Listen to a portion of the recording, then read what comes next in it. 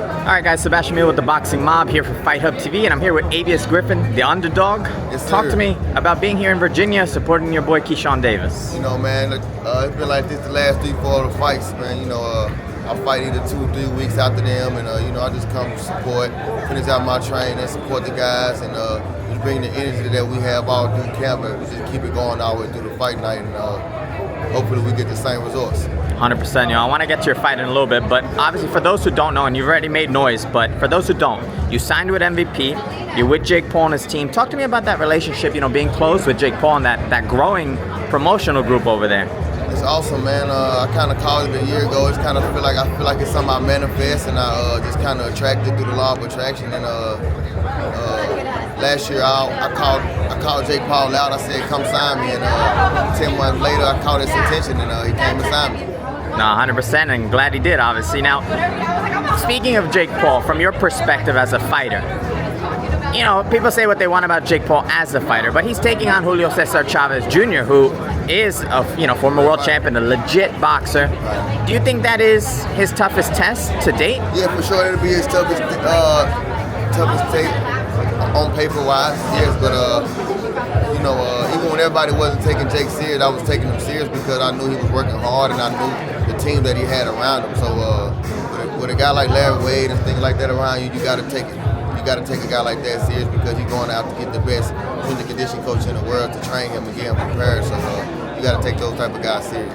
Oh, 100%. And, you know, speaking of obviously taking other guys serious, you know, people say what they want about Canelo, Crawford, the weight mismatch, this and that. But, you know, for you, your relationship with Bomac and Crawford, well, as a fighter perspective, what do you see in that fight going forward? It's going to be Bud's toughest fight here today. Yeah. And, you know, I can't take nothing from Canelo. You know, he's the GOAT, and Bud is the GOAT. But I just feel like the things that Canelo had a problem with, Bud will be able to exploit those things and take advantage with the movement and his footwork and you know, the combinations and the faster hand and things like that.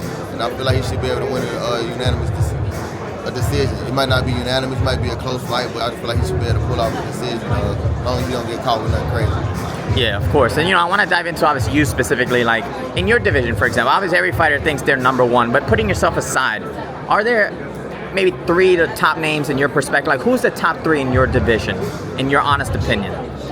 I mean, you'll have to say that the guys with the best will be the top 3, you know. With Boots being number 1, he'll be the guy. You know, he got the most fights, he got the most experience. He, you know,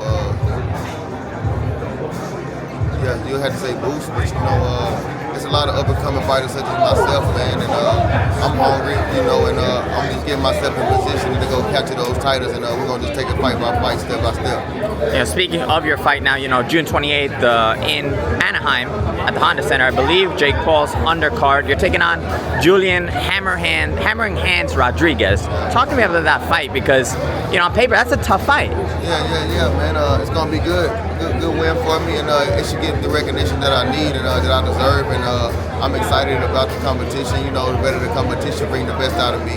You guys haven't seen the best out of me yet. You know, we're just getting better every fight, every camp. We're still learning. We're installing new things into the system, and I'll be ready to display that June 28th. You know, without giving away too many secrets, of course, like, how much further do you think you still have in your development, obviously, for people to see of you, you know, because there's still levels that I know you feel you can reach? You know, being with B&B and Bomac and the team, the best coaches in boxing, I feel like, you know, we still installed. I've only been with them for 4 fights, so, you know, it haven't even been a full year yet. So I don't believe that we saw the best in me or the best or the things that they're trying to install in me. So I feel like middle of next year, we should be settling down into, like, okay, my era. And last one, you know, obviously no disrespect to any of the fighters on the card, but why do you feel like you are going to steal the night on June 28th? You know, the boxing love knockouts, man. You know, everybody know what I bring to the table. I bring explosive knockout power to the table. You can't blink at any moment, at any round of the fight. I can end the fight, and the excitement of that type of things. You know, I'm electrifying, stand on your feet type of fighter. So that's why I feel like everybody's excited to tune in and watch this because I have a good name.